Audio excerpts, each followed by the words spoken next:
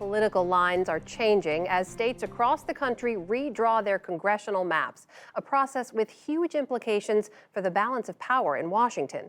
Lisa Desjardins has more.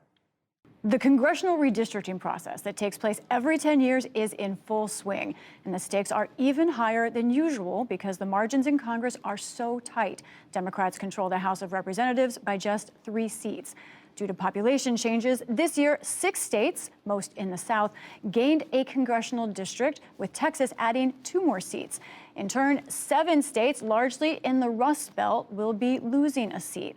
Adding to that drama, consider these maps are being made in a pandemic and amidst razor-sharp political divide.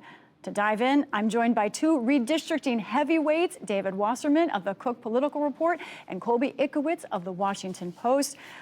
Let me just start by setting the table for the 2 of you. In just a few words, can you describe this redistricting process right now? David? It's an arms race, and Republicans have an upper hand in it. They're likely to benefit in terms of seats by a modest amount. But the biggest victim in all of this gerrymandering is competition. We're likely to see the number of competitive seats in the House reduced by as much as a third. And Colby? I would add to that, disappointing for voting rights advocates, for voters who over the last decade had approved ballot initiatives by huge margins, asking for politics and partisanship to be taken out of this process. And in so many states, it still remains to be the case that politicians are drawing lines and choosing voters instead of voters choosing them. Okay, let's dive in first with the where. Looking at some of the maps, we've picked 2 illustrative states, and we're going to start with Illinois first of all. Here is what the state congressional maps look like before they're changed. You see red and blue divide, red Republican, blue for the Democrats, and of course yellow for competitive states. Then here is the new map as it stands right now. You see a change with that more blue growing and that new blue district through the middle in the bottom. David, what's going on in Illinois? This is a pretty aggressive Democratic gerrymander, and currently Illinois' 13 Republicans and 5 Democrats. Governor J.B. Pritzker just signed a map into law that aims to give Democrats 14 seats to just 3 for Republicans. Now, of course, just because you draw a map doesn't mean you automatically win the seats. Democrats could still see a couple of districts backfire on them if they have a bad cycle. But it just goes to show the lengths to which parties go to try and entrench their advantage. All right, let's talk about the Lone Star State with the 2-seat pickup, Texas. Here is what the Texas congressional map looks like. You notice those competitive seats there down around Houston and a little bit north. Here is where Texas is moving to, the new map. You see now more blue states and that just one streak of yellow becoming more partisan. Colby, Texas is a state that has gained largely because of a gain in its most diverse population. What do these seats mean? What's happening there? So of the about 4 million new population found in the census in Texas, more than 2 million of that came from Latinos, and Latinos did not gain a new district in this map. And so there's a lot of litigation going on about that particular issue. Now, when you look at the map, it looks like it's pretty fair to Democrats. To your point, there's more blue. Of the 2 seats that Texas gained, 1 is going to Democrats around Austin. Republicans are taking the other. But what the Republicans have strategically done is they've shored up their incumbents, and they've also taken away competitive seats. There's only that 1 competitive seat left. And what that means is that the demographics of Texas continue to change as more Latinos continue to move into the state. They're trying to ensure that those competitive seats wouldn't have turned blue. Now they're safe for Republicans for the better part of the next decade. And of course, both of these states, like many, are going to see a number of lawsuits over all of these maps. In the meanwhile, I also want to ask you all about the who is drawing these maps, the map makers. We've seen something change this year that's really interesting.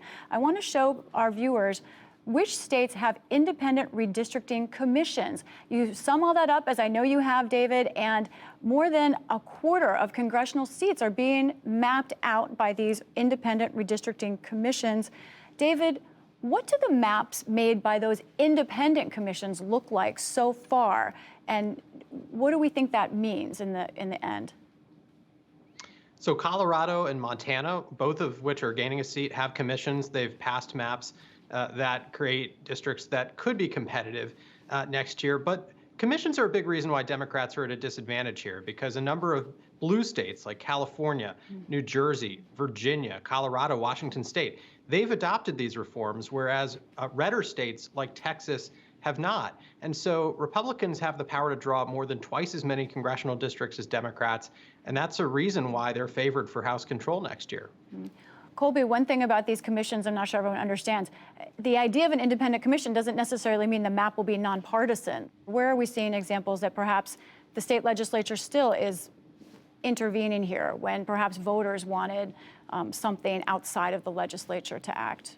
Well, one state that we're still waiting to see what they do is New York. New York voters passed what was called an advisory commission. An advisory commission went around the state of independent actors that were put on this commission. They went around New York holding public hearings. They put together maps and they went around holding hearings again on those maps, but it's not binding. And so the maps that they put together, the Democratic legislature in New York with a Democratic governor can just override what they did and draw a map to their advantage. And like Dave said, the Democrats are at such a disadvantage in this process overall, is that you look to places like Illinois and New York and you think, do the Democrats unilaterally disarm, or do they try to draw lines as much to their advantage as possible so that they can try to keep the House? One last question for you both. Can you talk about the arms race, as I think you called it, David, here? How much money is going into all of this?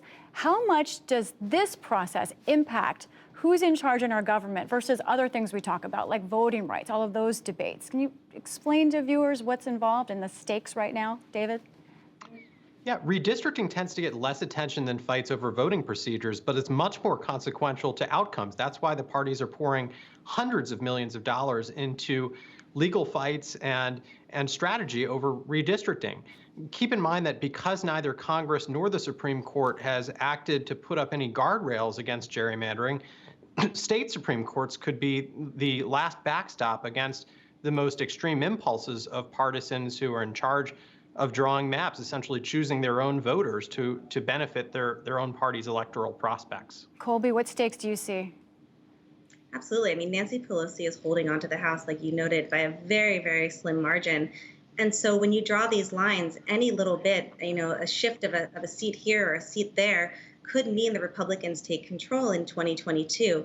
And so there is so much at stake. There are legal fights in almost all of the states that have drawn maps. The Republicans are going to fight in places like Illinois, in places like Maryland and New York, and the Democrats are going to fight everywhere else. And you're going to see this thing play out for years and years and years just to try to get back a seat or two, because that's how fraught this process is.